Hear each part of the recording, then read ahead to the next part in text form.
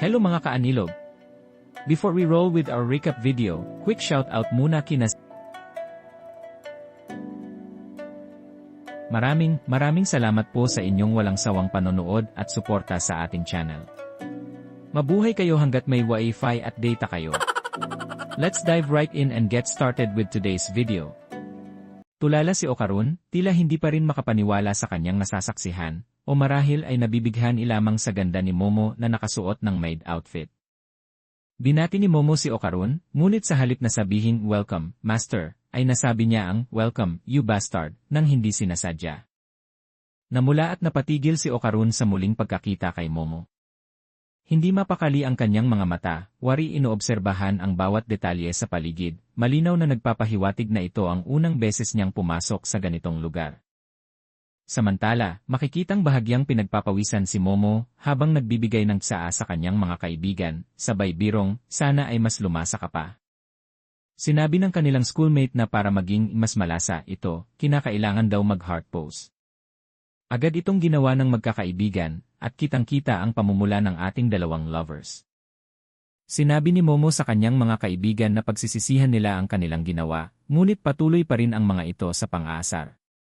Hinawakan ng dalawa ang magkabilang braso ni Okarun upang yayain na siyang umuwi. Ngunit nagpahayag si Okarun na mas pipiliin niyang magpaiwan. Pagkaalis ng dalawa, sinabi ni Okarun kay Momo na hihintayin niya ito hanggang matapos ang kanyang trabaho. Tinanggihan siya ni Momo at sinabing mas mabuting umuwi na lamang ito dahil malamig ang panahon at baka magkasakit pa siya. Ipinaliwanag naman ni Okarun na delikado para sa isang babae ang umuwi ng mag-isa sa ganoong oras ng gabi. Subalit iginiit ni Momo na kaya na niyang alagaan ang sarili niya at dagdag pa niya, malakas naman siya. Sa huli, napilitan si Okarun na umalis. Pagbalik ni Momo sa kanyang trabaho, napansin na tila nakatitig lang siya sa orasan, para bang sabik na sabik nang matapos ang kanilang shift.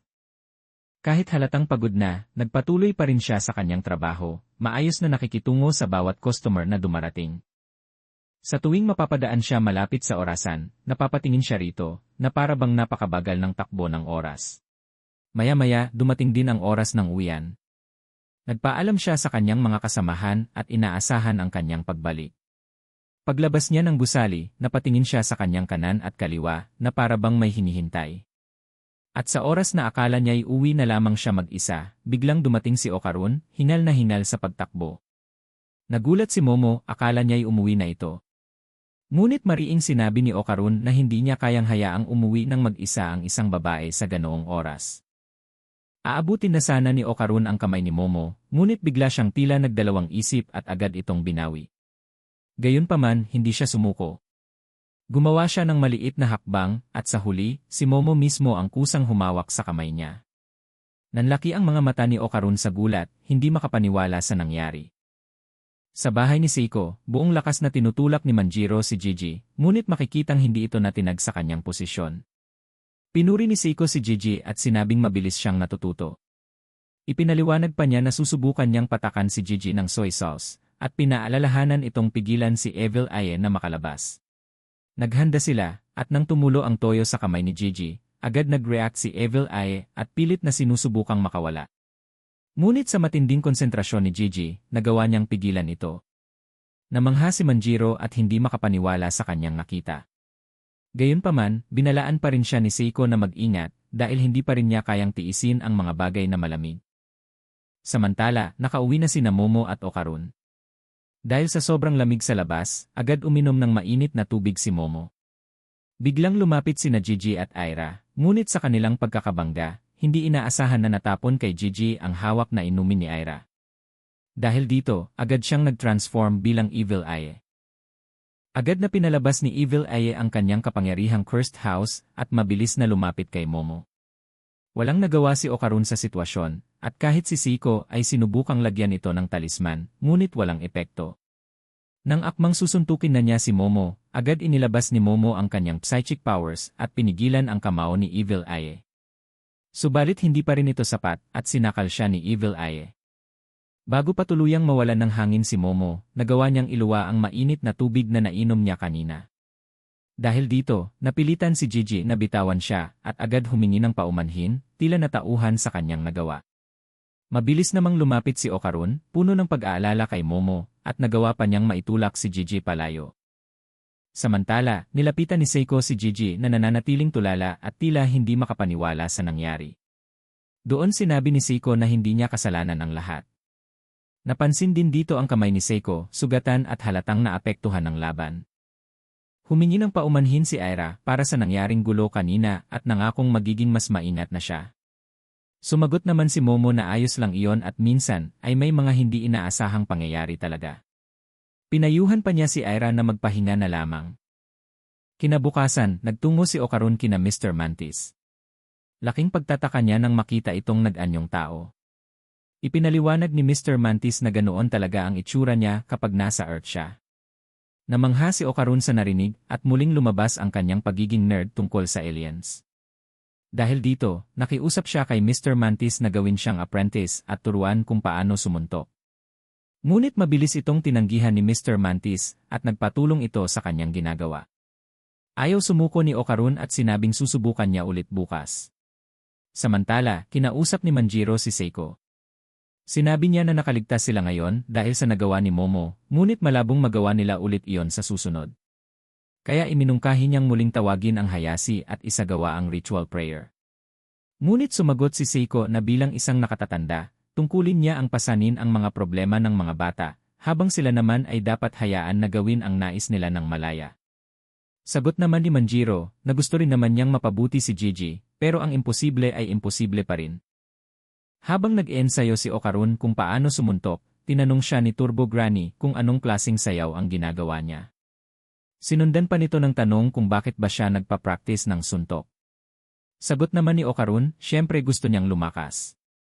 Seryoso pa niyang idinagdag na naiinis siya nitong mga nakaraang araw at gusto niyang talunin si Evil Eye. Muling tinanong ni Turbo Granny, gusto mo bang matutong sumuntok o gusto mong lumakas? Sagot ni Okarun, gusto kong matutong sumuntok para mas lumakas. Mali, tugon ni Turbo Granny. Ipinaliwanag niya na kahit makapagbitaw si Okarun ng suntok, hindi ibig sabihin ay lalakas siya. Malayo raw ang agwat nila ni Evil Eye sa lakas at bilis, at maging siya mismo ay hirap ding makasabay dito. Higit sa lahat, ipinunto niya na dapat alalahanin ni Okarun kung kanino galing ang kapangyarihang ginagamit niya. Sa huli, sinabi ni Turbo Granny na sumama siya at siya mismo ang magtuturo at magte-train kay Okarun. Habang naglalakad silang palayo ng bahay, napansin sila ni Aira at agad siyang sumunod. Pumunta sila sa isang school at palihim na pumasok. Habang papasok, tinanong ni Aira kung ano ang ginagawa ni Okarun. Nagulat si Okarun at agad na nagtanong, bakit mo kami sinundan dito? Pagdating nila sa loob, patuloy pa ring sumusunod si Aira, kahit ilang beses nang sinasabi ni Okarun na delikado roon. Sinabihan pa siya ni Turbo Granny, umuwi ka na, ikaw na taong kulang-kulang. Dahil sa inis, nag-transform si Aira bilang si Acro Silky, at hinarap si Turbo Granny, sabay sabing, sa susunod na i-trash talk mo ako, dudurugin ko ang mukha mo. Habang nag-aalitan ng dalawa, pinipigilan sila ni Okarun at paulit-ulit na sinasabing tumahimik sila dahil baka sila ay mahuli. Pagpasok nila sa isang silid, napansin nilang puno ito ng iba't ibang musical instruments, ngunit may kakaibang aura, parang may halong horror ang atmosphere. Biglang dumikit si Aira kay Okarun at nagsabing natatakot siya. Ngunit kitang-kita rin sa mukha ni Okarun ang kaba, at sinabing, "Don't worry, may powers naman tayo mula sa isang yokai." Sinimulan ni Turbo Granny na pindutin ang piano at sinabi niya kay Okarun na tumalon habang sinasabayan ang bawat tunog nito. Ipinaliwanag niya na ito ang tinatawag niyang combat rhythm. Pagkatapos ay ipinakita rin niya ang kay Evil Eye na natural na mas mabilis kumpara kay Okarun. Ayon pa kay Turbo Granny, kung sa isang talon lang ang kay Okarun, kayang makagawa ni Evil Eye ng 4. Dagdag pa niya, walang pagbabago ang rhythm ni Okarun. Ibig sabihin, ilang notes ang kaya mong isingit sa isang kumpas. Kahit daw si Acro Silky, kayang gumawa ng 4 na aksyon sa bawat kumpas. Si Evil Eye ay 4 din, pero kapag isinama pa ang Curse House attack nito, nagiging 10. Samantalang si Okarun, 2 lang ang nagagawa. Biglang tumunog muli ang piano, ngunit hindi na si Turbo Granny ang may kagagawan. Lumitaw ang isang tila multo na may napakalaking ulo at mapupulang mga mata. Napatakip ng tenga sina Okarun at Aira dahil sa sobrang lakas ng tunog. At dito na ipinakita ang iba't ibang multong musisyan, bawat isa ay tumutugtog ng kani-kanilang instrument. Nag-enjoy ka ba sa episode na to? Kung oo, palike naman ang video at huwag kalimutang mag-subscribe sa aming channel. Malaking tulong yun para sa amin bilang small content creators. Maraming salamat po, arigatou gozaimasu.